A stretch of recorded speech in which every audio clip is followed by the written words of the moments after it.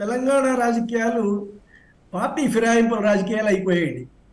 So ఎవరికి కూడా ఏ పార్టీలో కూడా సిద్ధాంతం అంటూ మేము దీనికే కట్టుబడి ఉంటాం అంటే టికెట్ వచ్చినా రాకపోయినా, ఎమ్మెల్యే అయినా అవ్వకపోయినా మేము మా సిద్ధాంతానికి కట్టుబడి ఉంటాం అనేటువంటిది క్రమంగా తగ్గిపోవడం మొదలెట్టిందండి.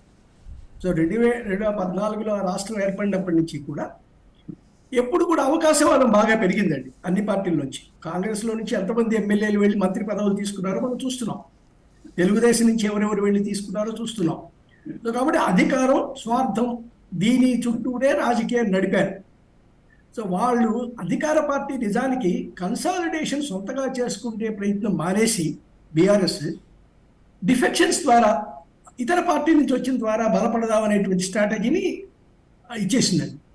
ఇది నిజానికి తెలంగాణ కోసం కృషి చేసిన ఆ పార్టీ అంత గట్టిగా కనుక ఉండి ఉంటే ఈ ప్రతిపక్షాల నుంచి ఎమ్మెల్యేలని వాళ్ళని తీసుకొని నాయకుల్ని తీసుకొని బలపడాల్సినంత అవసరం లేదు.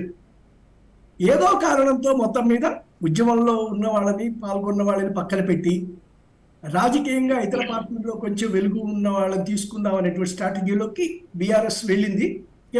కేసీఆర్ కూడా వెళ్ళాడు.